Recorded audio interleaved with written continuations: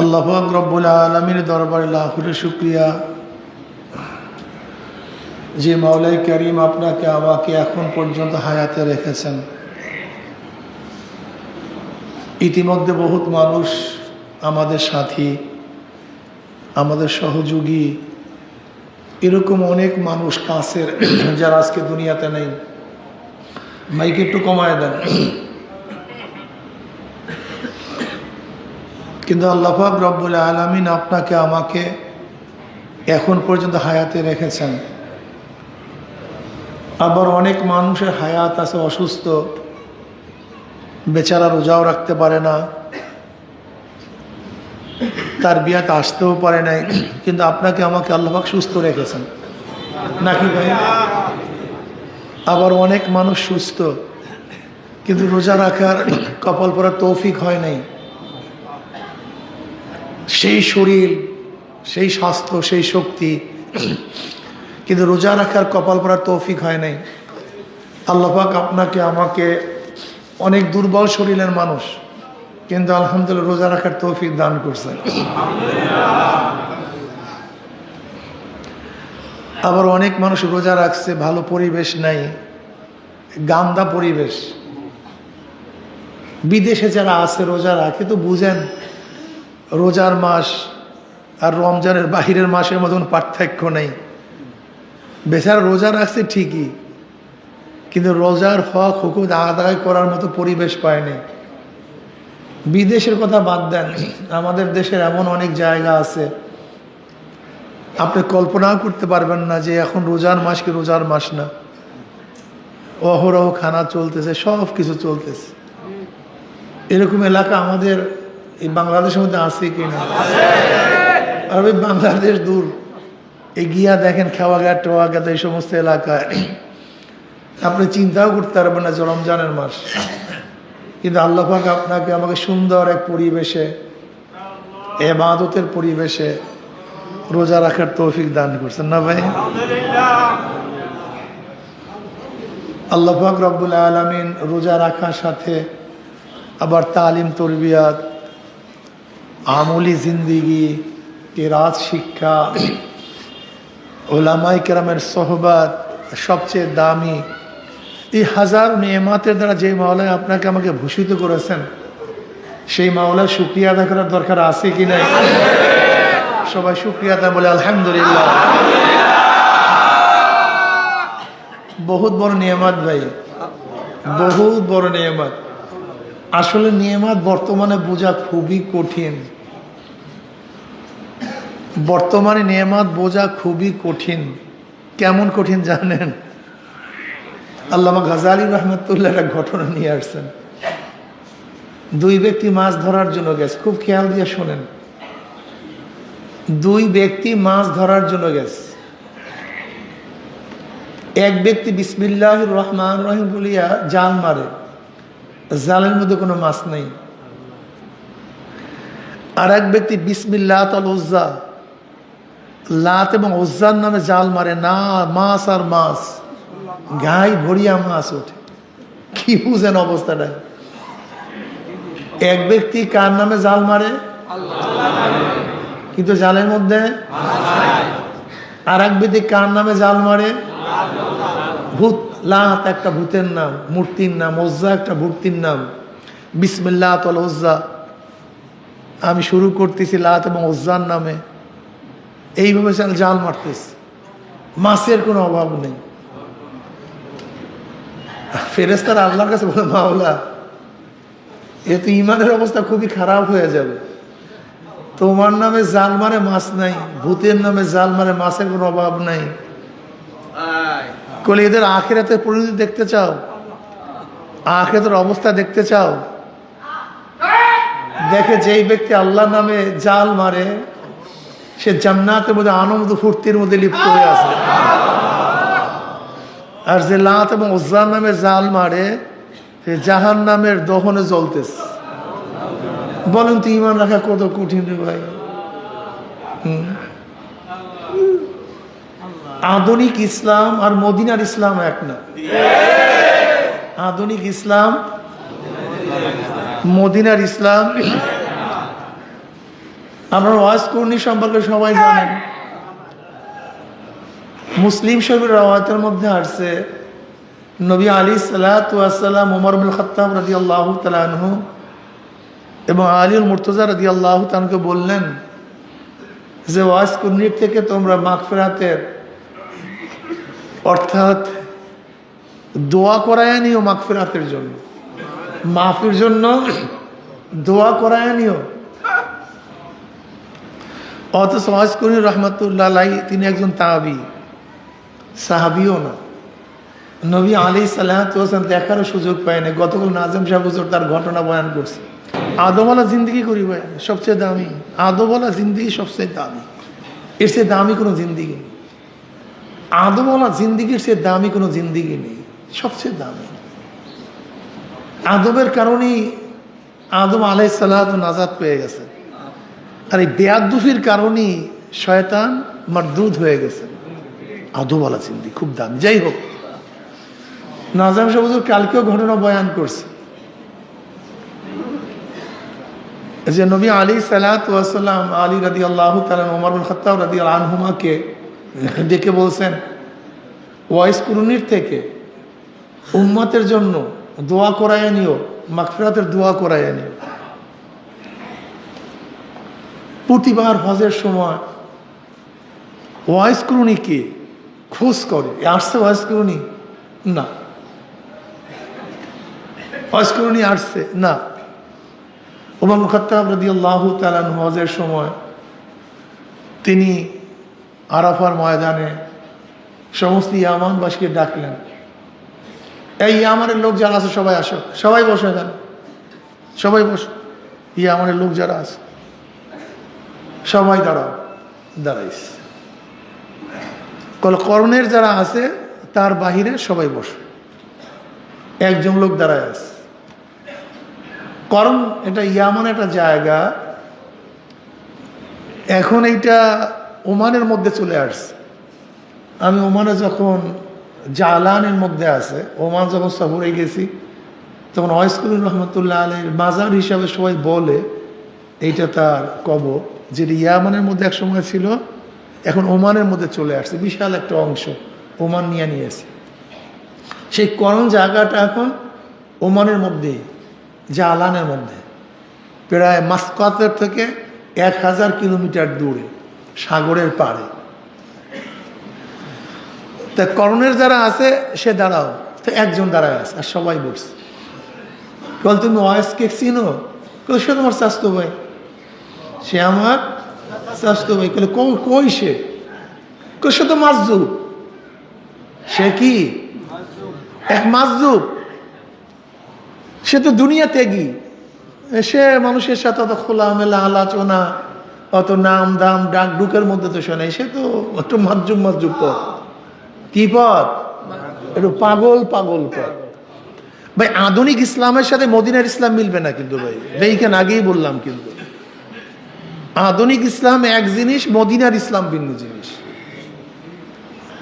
জানি না আধুনিক ইসলাম পরাজিত হয় না মদিনার ইসলাম পরাজিত হয়। বাহ্যিক দৃষ্টিতে মনে হয় তো আধুনিক ইসলাম বিজয় হয় আর মদিনার ইসলাম পরাজিত। আসলে ঠিকই না, এটাই ঠিক। মদিনার ইসলাম একদিন থাকবে না, এইটাই বাস্তবতা, এইটাই ঠিক, এইটাই বাস্তবতা। এর বাহিরে যাওয়ার কোনো সুযোগ নেই। একদিন মদিনার ইসলাম থাকবে না। এমনকি না থাকতে না থাকতে গোটা দুনিয়ার মধ্যে আল্লাহকে আল্লাহ, এই গোটা দুনিয়ার মধ্যে আল্লাহকে আল্লাহ বলার মতো লোক একটাও দুনিয়াতে থাকবে না, একজনও না, গোটা দুনিয়ার মধ্যে। তখন কি হয়ে যাবে? কিয়ামত হয়ে যাবে।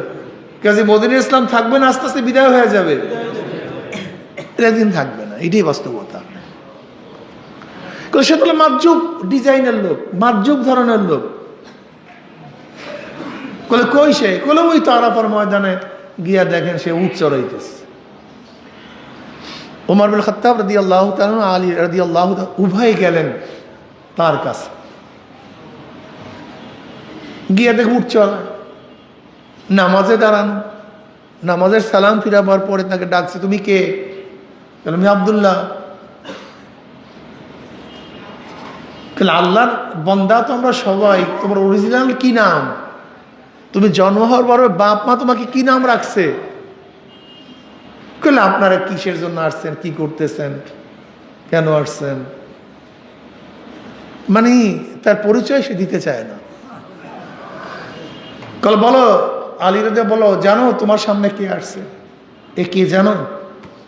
ওমর ইবনে খাত্তাব রাদিয়াল্লাহু তাআলা আনহু, যিনি খলিফাতুল মুসলিমিন। আমি আলী, নবী আলাইহিস সালাতু ওয়াস জামাতা, নবী আলাইহিস সালাতু ওয়াস তোমার কাছে পাঠাইছে আমাদেরকে। এখন আর পরিচয় গোপন রাখতে পারে না। আমি ওয়েস, আমি ওয়েস, আমি সেই ওয়েস। উম্মতের জন্য তোমাকে দোয়া করতে বলছে আল্লাহ, গোটা উম্মতের জন্য দোয়া করতে, মাগফিরাতের দোয়া করতে বলছে। দেখেন ওয়াইস করিনি রহমতুল্লাহ আলাইহি এখন বর্তমান যুগে যদি থাকতো, এই মজলিসে থাকতো, আমরা তাকে কি গুরুত্ব দিতাম বলেন তো? হ্যাঁ, এইটা হলো মদিনার ইসলাম। এটা কি ইসলাম? মদিনার ইসলাম। আমার বাবারা, আমার বন্ধুরা, আমাদের দুনিয়ার বিজয় বিজয় না। লা আয়েশা হিল্লাল আয়েশাল আখিরা আল্লাহুম্মা গফির আনসার আল মুহাজিরা। এই দুনিয়ার আয়েশ, দুনিয়ার জিন্দিগি, দুনিয়ার চাকচিক্য, এটি কিন্তু আমাদের জিন্দিগি না। আমাদের মূল জিন্দিগি হলো আখিরাত। আমাদের মূল জিন্দিগি কি? এইটার ইস্তেকামাত থাকে খুবই কঠিন রে ভাই, খুবই কঠিন। এর জন্য আমি আমাদের ভাইদেরকে বলবো, খবরদার, যত বড় বালা মুসিবত আসুক না কেন, যত কিছুই আসুক না কেন, হকের থেকে বিচ্ছিন্ন হওয়া যাবে না। হকের থেকে বিচ্ছিন্ন হওয়া যাবে না, এটা প্রথম মনে রাখবেন। হকের উপর থাকতে হবে। কে থাকবে আর না থাকবে জানার বিষয় না। ওমর ইবনে খাত্তাব রাদিয়াল্লাহু তাআলা স্পষ্ট বলছেন, গোটা দুনিয়ার মধ্যে একজনও যদি মুসলমান না থাকে, আমি ওমর একা মুসলমান থাকবো। খুব কঠিন। গোটা দুনিয়ার মধ্যে একজনও যদি মুসলমান না থাকে, আমি ওমর একা মুসলমান থাকবো। আমি একা, আমি একা, আমি একা আল্লাহর পথে থাকবো, একা আল্লাহর পথে থাকবো। ঈমানকে মজবুত করেন ভাই। আমি তো আগেই ঘটনা বলছি যে আল্লাহকে সারিয়া দিয়া দুনিয়া কামাই করা যায়, আল্লাহকে সারিয়া দিয়া দুনিয়ার চাকচিক্য কামাই করা যায়, কিন্তু আল্লাহর পথে থাকলে আল্লাহ কি ওয়ালা নাবলুওয়ান্নাকুম বিশাইয়্যিন মিনাল খাউফি ওয়াল জুই ওয়া নাকসি মিনাল আমওয়ালি ওয়াল আনফুসি ওয়াস সামারাত ওয়া বাশশিরিস সাবিরিন। পরীক্ষার পরীক্ষা, পরীক্ষার পরীক্ষা, পরীক্ষার পরীক্ষা, পরীক্ষার পরীক্ষা, পরীক্ষার পরীক্ষার মধ্যে থাকতে হবে, কিন্তু মাওলাকে ছাড়া যাবে না। আইয়ুব নবী আলাইহিস সালাতু ওয়াস 18 বছর পরীক্ষার মধ্যে ছিলেন। 18 বছর সবাই চলে গেছেন। আমি তো দেখি চরমনের উপরে এখন পর্যন্ত কোনো বালা মুসিবতই সেরকম না, শুধু একটু নির্বাচনে, তাও আমি দেখছি অনেক বেশি ভোট। বলে কিভাবে ভাই? কয়জন লোক নামাজ পড়ে আমাকে বলেন তো? কয়জন ব্যক্তি হালাল খায়? কয়জন ব্যক্তি ফজরের সময় জামাতে নামাজ পড়ে? হ্যাঁ, খুব আছে না তা না, খুব কম। সে তুলনায় তো আমাদের সাপোর্ট অনেক বেশি। কয়জন ব্যক্তি ইসলাম চায়? কয়জন ব্যক্তি শরিয়া চায়? কয়জন ব্যক্তি দ্বীন চায়? কয়জন ব্যক্তি আল্লাহকে ভয় করে? কয়জন ব্যক্তি আল্লাহকে মানে? কয়জন ব্যক্তি পর্দা চায়? কয়জন? সেই হিসেবে দেখতেছি, আমি চিন্তাও করতে পারি নাই যে এখন ইসলামের উপরে এত মানুষ আছে। আলহামদুলিল্লাহ। অনেক মন বেজার। মন বেজারের কিছু নেই, বরং তোমার তো খুশি হওয়া উচিত ওইভাবে। কিভাবে? বীরে মাউনার মধ্যে 70 জন কোররা হাফেজ শহীদ হয়েছেন। কতজন? 70 জন। এত হাফেজ কোনো যুদ্ধে শহীদ হয় নাই, এত এত যুদ্ধে। তুমি আমি যদি হইতাম, ইমানের অবস্থা কেরাসিন হয়ে যেত। নবী আলাইহিস সালাতু ওয়াস সালামের কাছে আসছে যে আমাদের কিছু লোক দেন, আমাদের কিছু লোক দেন। আমাদের এলাকায় গিয়ে তারা কি করবে? মানুষকে দিন শিক্ষা দিবে, কেরাত শিক্ষা দিবে, দাওয়াত দিবে।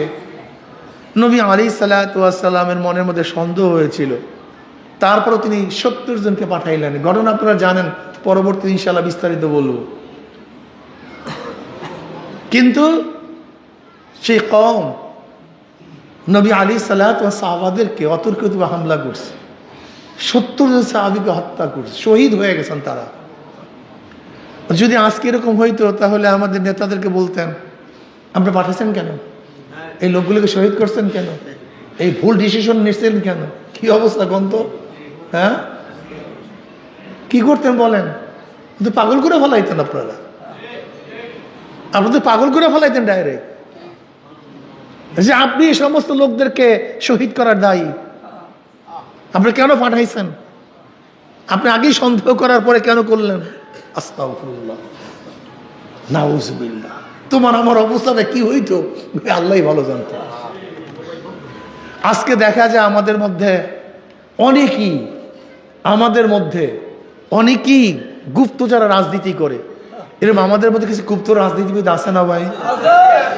আমাদের মধ্যে গুপ্ত রাজনীতি যারা করে, এরকম লোকগুলি ক্ষুদ্র ইস্কাল তুলে, প্রশ্ন তুলে মানুষের মন ভেঙে দেয়। তাই বীরে মাউনের ঘটনায় তো এরকম মুনাফেকরা মানুষের মন, ইমানওয়ালাদের মন ভাঙ্গার চেষ্টা করত, কিন্তু ইমানওয়ালাদের কোনো মন ভাঙ্গার কিছু নেই। তারা তো হকের উপরে ছিল। 70 জন সাহাবী শহীদ হয়েছে, 70 জন, সব হাফেজ কোরআন। 70 জন শহীদ হয়ে গেছে। কিন্তু শহীদ হওয়ার সময় তাদের অবস্থাটা কি ছিল? যখন তীরের আঘাতে, বর্ষার আঘাতে ফুলকে মেরে রক্ত বের হইতেছিল, তখন তারা কি বলছে? ফুস্তু রব্বিল কাবা, ফুস্তু রব্বিল কাবা, রব্বে কাবার কসম আমি সফল হয়ে গেছি, রব্বে কাবার কসম আমি সফল হয়ে গেছি, কামিয়াব হয়ে গেছি। যে ব্যক্তি, যে বেঈমান আঘাত করছে, সে প্রশ্ন করতেছে আরেকজনকে, ভাই এটা কেমন সফলতা? এই ব্যক্তি মারা যাইতেছে, রক্ত বের হইতেছে, দুনিয়া থেকে বিদায় হইতেছে, অথচ বলছে ফুস্তু রব্বিল কাবা, রব্বে কাবার কসম আমি সফল হয়ে গেছি। তখন কি বলছে? যে আমাদের দুনিয়ার সফলতা না, আমার আখিরাতের সফলতা বড় সফলতা। আমাদের দুনিয়ার কামিয়াবি বড় কামিয়াবি না, আমাদের আখিরাতের কামিয়াবি সবচেয়ে বড় কামিয়াবি। প্রিয় ভাইরা আমার, দ্বীনের উপর মজবুত থাকবেন, দ্বীনের উপর মজবুত থাকবেন। খবরদার, খবরদার, দ্বীন থেকে কোনো অবস্থাতেই বিচ্যুত হওয়া যাবে না। এটা প্রথম নেন। দুনিয়ার কামিয়াবি বড় কামিয়াবি না। লা আয়েশা ইল্লাল আয়েশাল আখিরা, আল্লাহুম্মা গফির আনসারা ওয়াল মুহাজিরা। দুনিয়ার কামিয়াবি কামিয়াবি না। মাওলা তুমি আনসার মুহাজিরকে মাফ করে দাও, ক্ষমা করে দাও। আমাদের কামিয়াবি ক্ষমার মধ্যে, আমাদের কামিয়াবি কিসের মধ্যে ভাই?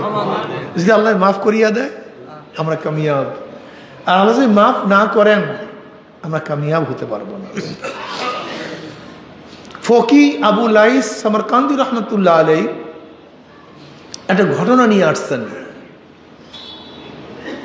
তিনি বলেন, আমি বাজারে গেলাম লোক আনার জন্য, একজন ব্যক্তি আনার জন্য, ডেলি কাজ করবে, সে লোক আনার জন্য গেলাম। আমি গিয়ে দেখলাম একটা যুবক খুবই সুন্দর, টুকরি আর একটা কাঁচি নিয়ে বসা। আমি তাকে বললাম, তুমি কি ডেলি কাজ করবা? বলে হ্যাঁ। বলে কত, তোমার মূল্য কত? বলে 1 দিরহাম 1 দানেক। বলে চলো, 1 দিরহাম 1 দানেক, চলো তোমার কাজ করতে চলো। ফকাবুল্লাহ সামারকান্দি রহমতুল্লাহ আলাইহি বলেন, যুবক একাই 3 জনের কাজ করছে, একা 3 জনের কাজ করছে, এত বেশি কাজ করছে। আমি তাকে বিকালবেলা 1 দিরহাম 1 দানেক দিয়ে দিলাম, সে চলে গেছে।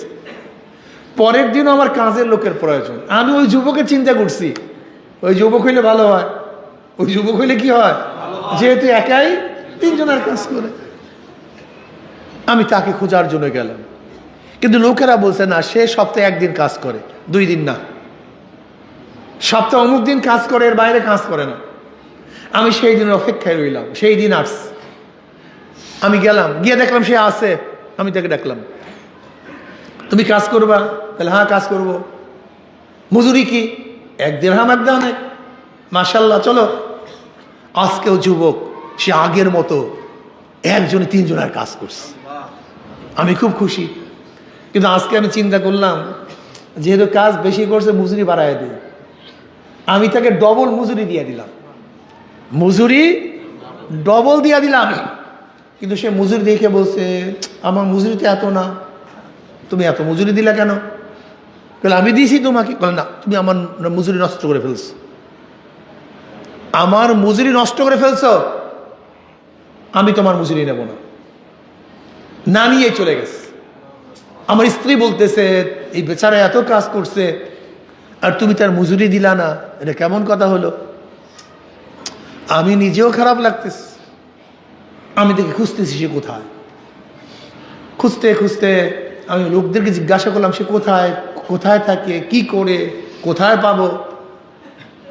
একজন আমাকে সন্ধান দিছে, অমুক জায়গায় আছে, তুমি যাও। গিয়া দেখো না, ঝুপড়ির মধ্যে। কিসের মধ্যে? একটা ঝুপড়ির মধ্যে। ওই সেই টুকরিটার সামনে যা দিয়া কাজ করছে, সেই জিনিসগুলি সামনে। আর সে আহ আহ আল্লাহ আল্লাহ আল্লাহ কাতরাইতেছে। আমি তাকে সালাম দিলাম, সে সালামের জবাব দিস। আমি তাকে অসুস্থ দেখে বললাম, আমি তোমাকে সেবা শুশ্রূষা করতে চাই, আমি তোমার খেদমত করতে চাই। আর তুমি জানো মুসলমানদের আবদার রক্ষা করা কতই দামি, কত ফজিলাতের কাজ। যদি একজন মুসলমান মোমেন আবদার করে, সেইটা রক্ষা করা অনেক বড় ফজিলাতের কাজ, অনেক বড় নিয়ামত, অনেক বড় সওয়াবের কাজ। আমি যেহেতু আবদার করছি তোমার খেদমত করার জন্য, তুমি যদি আমার মনের বাসনা পূরণ করো, এটা তোমার জন্য ফজিলাত। তুমি আমার খেদমত করতে চাও? বলে, হ্যাঁ আমি খেদমত করি। আসলে খেদমত করতে চাও? বলে, হ্যাঁ আমি তোমার খেদমত করতে চাই। 3টা শর্ত আছে। কয়টা শর্ত? 3টা শর্ত আছে। এই 3 শর্ত যদি মানো, তাহলে আমি তোমার খেদমত গ্রহণ করব। আর 3 শর্ত যদি না মানো, আমি তোমার খেদমত গ্রহণ করব না। কাল নাম্বার 1, আমি খানা না চাইতে আমার কাছে কোনো খানা আনবা না। আমি খানা চাইলে আমার কাছে খানা দিবা, এর আগে খানা দিবা না। নাম্বার 2, আমি মৃত্যুবরণ করলে আমার যে পোশাক আছে, এই পুরান পোশাক গার মধ্যে এই যা জড়াইয়া আছি, এই পোশাকই কাপন দিবা, কাপন পরাবা, নতুন কোনো পোশাক টোশাক নিবা না। এইটাই, এই পোশাকে আমাকে কাপন দিবা। নাম্বার 3, এখনো বলবো না, সময় মতো বলবো। ফকি আবুল আইস সামারকান্দি রহমতুল্লাহ আলাইহি বলেন, আমি তাকে নিয়ে আসলাম। আমি তাকে আমার বাড়িতে খেদমতের জন্য নিয়ে আসছি। আমি খেদমত করতেছি। পরের দিনে আমাকে বলতেছে, 3য় শর্ত বলার সময় আসছে। 3য় শর্ত বলার সময় আসছে। ওই আমার জুব্বার মধ্যে দেখো, আমার জুব্বার পকেটে হাত দাও। হাত দিস। কল দেখি একটা পোটলা পেঁচানো। কল এটা খোলো। আমি খুললাম, দেখি একটা সবুজ ইয়াকুত পাথর চমকাইতেস, অনেক দামি পাথর। ওই যে 7 রাজার ধন, সেই ডায়মন্ড, অনেক দামি একটা পাথর। আমি আশ্চর্য হয়ে গেলাম, এটা পেলো কোথায়? আমি সেটা বের করলাম। এবার সেই যুবক বলতেছে, শোনো, আমি মারা যাওয়ার পরে, আমাকে দাফন করার পরে বাদশাহ হারুন রশিদ বাদশাহর কাছে গিয়ে এই পাথরটা দিবা। আর বলবা এই পাথরের মালিক আপনাকে নসিহত করছে, আপনি যেন এই উদাসীন অবস্থায় কবরে না আসেন, এই উদাসীন অবস্থায় মৃত্যুবরণ না করেন, তাহলে লাঞ্ছিত হবেন, অপমানিত হবেন। এই নসিহতটুকু করবেন। ফকি আবুল্লাহ সামারকান্দি রহমতুল্লাহ বলেন, এই কথা বলার পরেই সে কলেমা পড়িয়া দুনিয়া থেকে বিদায় হয়ে গেছে, আর দুনিয়াতে নেই। আমি তাকে কাপড় পরাইলাম। আব্দুল্লাহ ইবনে মুবারক রহমতুল্লাহ আলাই যে গোরস্থানে, আমি আব্দুল্লাহ ইবনে মুবারক রহমতুল্লাহ গোরস্থানে তাকে দাফন করলাম।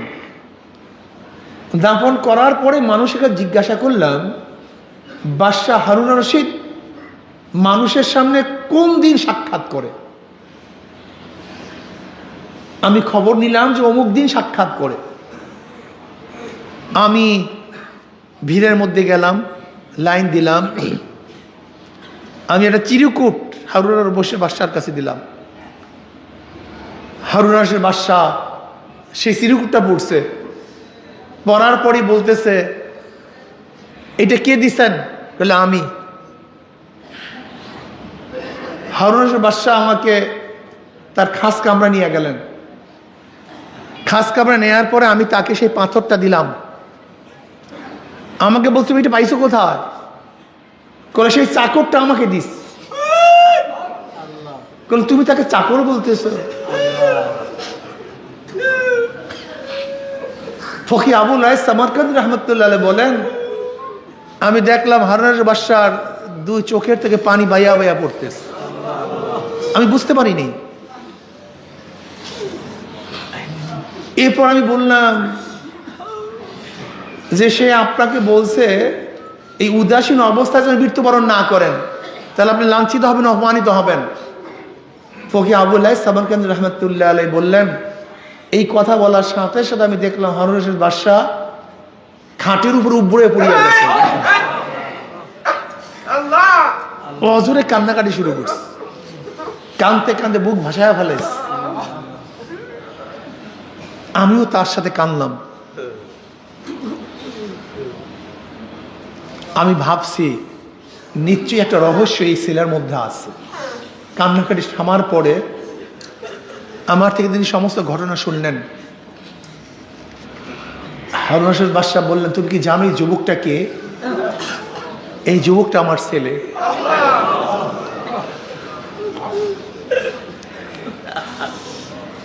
আমার বাবা জুবায়দার সাথে বিবাহের আগে আমি ওর মার সাথে বিবাহ বন্ধনে আবদ্ধ হয়েছিলাম। ওর মাকে আমি পছন্দ করতাম, ওর মাকে আমি বিবাহ করলাম। কিন্তু হারুন আর রশিদ বাদশাহ হারুন আর রশিদ বাদশাহ বলে, আমার বাবা সে জুবায়দাকে আমার জন্য ঠিক করছে। আমি জানি আমার এই বিবাহকে সে মানবে না। আমি আমার প্রথম স্ত্রীকে বললাম যে দেখো, এখন আব্বু বাদশাহ, তিনি ইন্তেকালের পর আমি বাদশাহ হব, তুমি একটু অপেক্ষা করো, আমি যখন বাদশাহ হব আমি তখন নিয়ে আসব। আমার প্রথম স্ত্রীর ঘরে সন্তান জন্ম হয়। আমি তাদেরকে অনেক মাল দিলাম, এই সবুজ ইয়াকুত পাথরটাও দিয়েছিলাম। কিন্তু ওরা অভিমানে কোথায় চলে গেছে আমি জানতাম না। আমি বহুত খোঁজা খুঁজছি, কিন্তু আমি পাই নাই। কিন্তু সেই ছেলে যে জীবিত আছে আমি জানতাম না। বলো তুমি সে কোথায়, কোন জায়গায় তাকে দাফন করছে? বলে অমুক জায়গায় দাফন করছে। কাল সন্ধ্যা হওয়ার পরে আমি তার কবর জিয়ারত করার জন্য যাব। সামারকান্দি রহমতুল্লাহ বলে, আমি তাকে নিয়ে আসলাম। কবরের সামনে দাঁড়ায় সারা রাত কাঁদছে। সবে সাদেক হওয়ার পরই তিনি আবার চলে গেলেন। তিনি বললেন, যেহেতু তুমি আমার ছেলেকে দাফন কাফন করছো, যে আমার উপর হক এর কিছু যাজা দেয়া, প্রতিদান দেয়া, তুমি প্রতি মাসে 10,000 দিরহাম বাইতুল মাল থেকে নিবা, এটা তোমার জন্য ধার্য, তোমার পরবর্তী বংশের জন্য ধার্য। কি সামারকান্দি রহমতুল্লাহ বলে আমি আর টাকাও আনলাম না, আর আমি কোনোদিন যাইও নাই, টাকা আনার জন্য যাইনি। দেখেন বাদশার ছেলে কিন্তু মাওলার পাগল। এইটার মধ্যে কামিয়াবি, এইটার মধ্যে কামিয়াবি। কে বুঝবে বলেন এই কামিয়াবি? এই বর্তমান যুগে কামিয়াবি কে বুঝবে? কে বুঝবে এই কামিয়াবি? এই কামিয়াবি বোঝা তো খুবই কঠিন, অনেক কঠিন মাসালা। এর জন্য আমি যারা মুমিন মুসলমান মুত্তাকিন, বর্তমান যুগে কামিয়াবি বোঝা খুবই কঠিন, অনেক কঠিন। ইসলামের উপরে থাকা নবী আলী সালাত কি বলেছেন? জ্বলন্ত আগুনের কয়লা হাতের মধ্যে রাখা যেই পরিমাণের কঠিন, আপনি বুঝেন কঠিনটা কেমন? একটা জ্বলন্ত আগুনের কয়লা হাতের মধ্যে রাখা, এটা সহজ নাকি ভাই? নবী আলী সালাতুন বলছেন জ্বলন্ত আগুনের কয়লা হাতের মধ্যে রাখা যত কঠিন, দ্বীনের উপর, ইসলামের উপর, ঈমানের উপর থাকা তার চেয়ে অনেক বেশি কঠিন হবে। ভাইও ঈমানকে মজবুত করেন, হকের উপরে থাকেন, হকের উপরে থাকতে হবে। আজীবন যদি আল্লাহ হকের উপর রাখেন, দুনিয়ার এই চাকচিক্য ক্ষমতা কিচ্ছু না ভাই। এই ক্ষমতার পাগল আপনার আমি আশ্চর্য হয়ে যাই। জাহাঙ্গীর সাহেব যিনি স্বরাষ্ট্র উপদেষ্টা ছিলেন, তিনি নিজে আলোচনা করছেন, আপনারা শুনছেন মনে হয় অনেকেই। বলে আমার ক্ষমতা যাওয়ার আগের দিন আমার গানম্যান আমাকে বলল যে স্যার আপনি যদি আমাকে বিদায় দিয়ে দেন আর একজন মন্ত্রীর গানম্যান হতে পারবো। আমি বললাম বাবা যাও।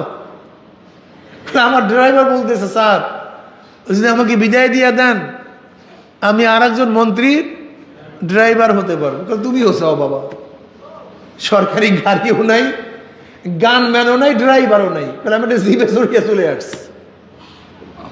এই আপনাদের ক্ষমতার পাগল, এই ক্ষমতার পাগল, এই লালসের মধ্যে আপনারা আছেন, এই স্বপ্নের মধ্যে আপনারা আছেন। এগুলি কি চোখে পড়ে না? এগুলিকে আপনারা দেখেন না? আফালা তাতাফাক্কারুন আফালা তুবসিরুন, তোমরা কি দেখো না? তোমাদের কি চিন্তা নাই? আফালা তাকিলুন, তোমাদের কি আকল নাই? এগুলি দেখার বিষয়, এগুলি চিন্তার বিষয়, খুবই গভীর চিন্তার বিষয়। আমরা যদি আল্লাহ পাকের রেজামন্দি অর্জন করতে পারি, যদি মাওলায় ভালো পায়, মাওলায় মাফ করে দেয়, মাওলায় ক্ষমা করে দেয়, বাস কামিয়াব। যদি মাওলায় ক্ষমা করে দেয় আমরা কি ভাই? আর মাওলায় ক্ষমা না করলে এটা কামিয়াব না, এইটা কামিয়াব না। কামিয়াবি দুনিয়ার বিজয়ের মধ্যে না, কামিয়াবি কামিয়াবি আখিরাতের সফলতার মধ্যে। আল আকিবাতুল লিল মুত্তাকিন, মুত্তাকিনদের জন্যই সব কিছুর ব্যবস্থা মুত্তাকিনদের জন্য।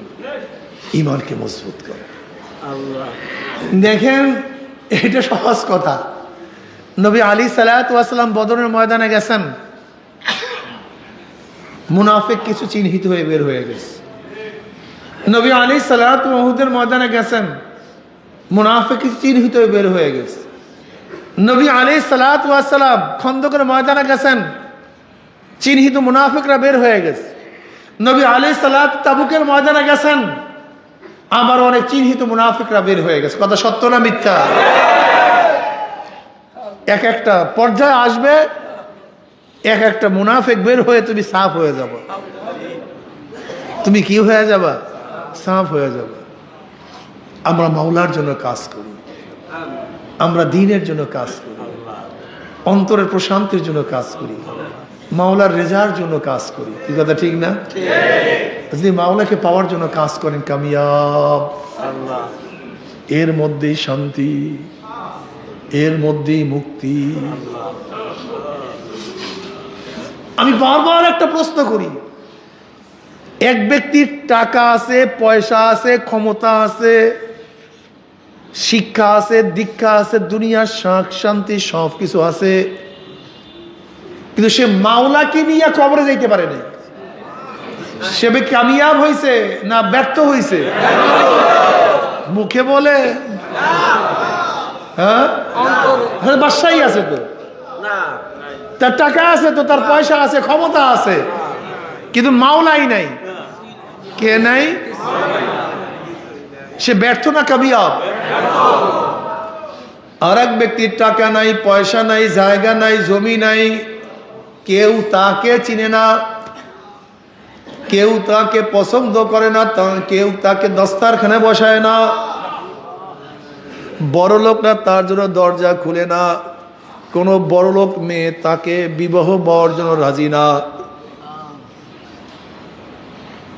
কোনো ভালো পরিবেশে তাকে ডাকে না, তার নাম দুনিয়ার কেউ জানে না, ঘর নাই, বাড়ি নাই, টাকা নাই, পয়সা নাই, জায়গা নাই, জমি নাই, কাপড় নাই, চুফুর নাই, সম্মান নাই, ইজ্জত নাই, কিছু নাই, কিন্তু মাওলা কিনিয়া কবরে গেছে।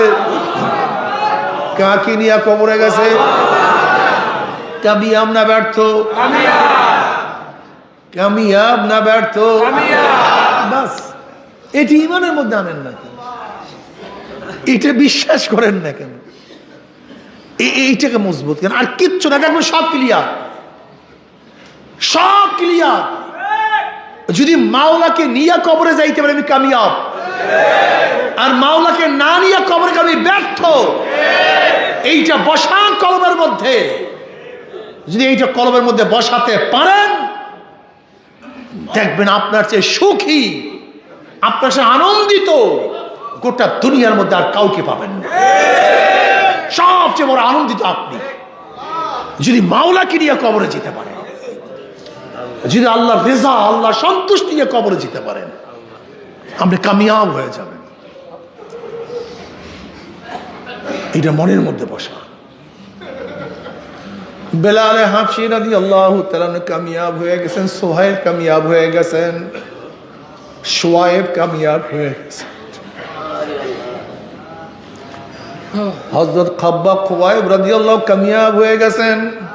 হযরত খুবাইব রাদিয়াল্লাহু তাআলা যখন শুলে চড়ানো হয়েছে, হযরত খুবাইব রাদিয়াল্লাহু নামাজ পড়বেন, বলে আমাকে নামাজ পড়ার সুযোগ করিয়া দাও, আমাকে নামাজ পড়ার সুযোগ করিয়া দাও।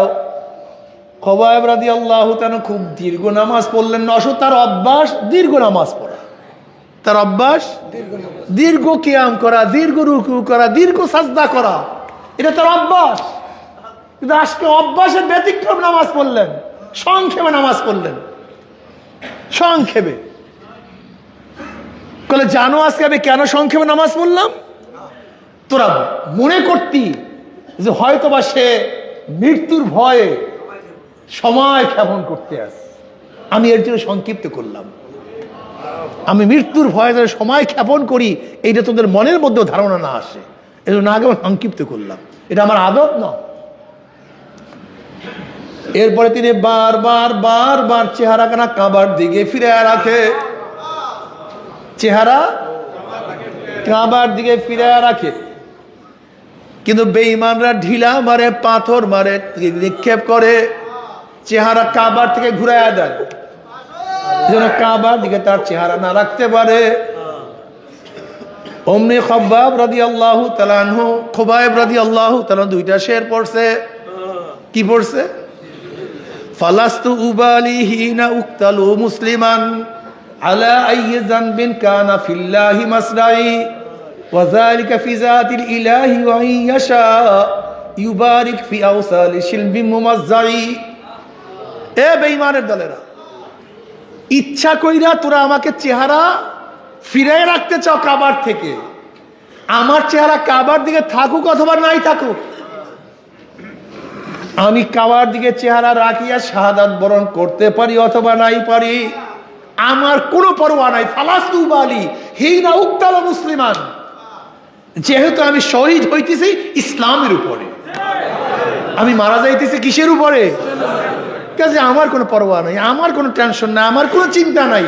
তুই কাবার দিকে মুখ ফিরে শাহাদাত বরণ করাও, আর অন্যদিকে ফিরে যে অবস্থায় করো করো। কেন? আমার প্রত্যেকটা রক্ত, প্রত্যেকটা রক্তের বিনিময়, আমার প্রত্যেকটা লোভ, আমার প্রত্যেকটা শ্বাস নিঃশ্বাস যেহেতু মাওলার জন্য, আমার মাওলা পাক রব্বুল আলামিন বিনিময় আমাকে প্রচুর প্রতিদান দান করবেন। কাজে আমার কোনো টেনশন নেই। এই কামিয়াবি আর আমাদের কামিয়াবি এক কামিয়াবি না। এর জন্য আমার বাবারা, আমার মা ও বোনেরা, খবরদার, লা আয়েশা ইল্লাল আয়েশাল আখিরা, আল্লাহুম্মা গফিরিল আনসার ওয়াল মুহাজিরা। দুনিয়ার সুখ, দুনিয়ার শান্তি কিছু না, আখিরাতের সুখ, আখিরাতের শান্তি সবচেয়ে বড়। সব সময় মাওলার দিকে খেয়াল কর। মাওলা রে, তোমাকে নিয়ে যেন কবরে যাইতে পারি, তোমাকে রাজি খুশি করিয়া যেন শেষ নিঃশ্বাস ত্যাগ করতে পারি।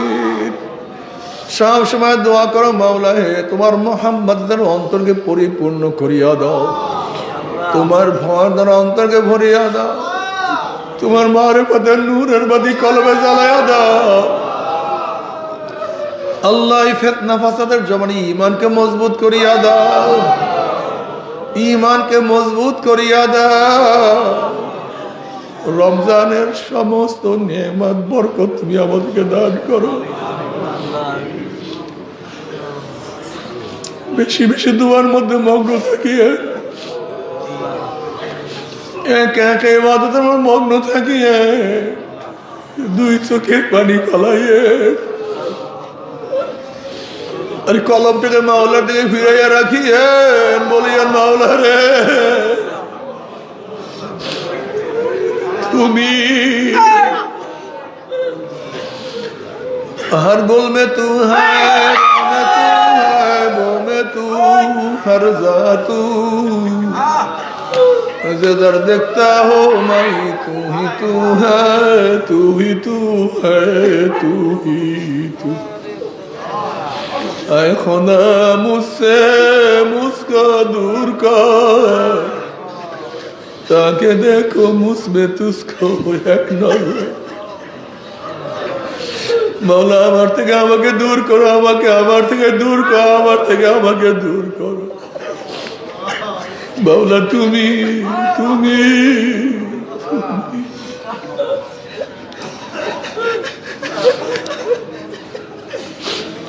ঈমানকে মজবুত করিয়া দাও, আমল আখলাক মজবুত করিয়া দাও, ঈমানের উপর রাখি। আমার জন্য দোয়া চাই, আমিও দোয়া করি, সবাই সবার জন্য খাস করে দোয়া করে, মাফ করিয়া দাও।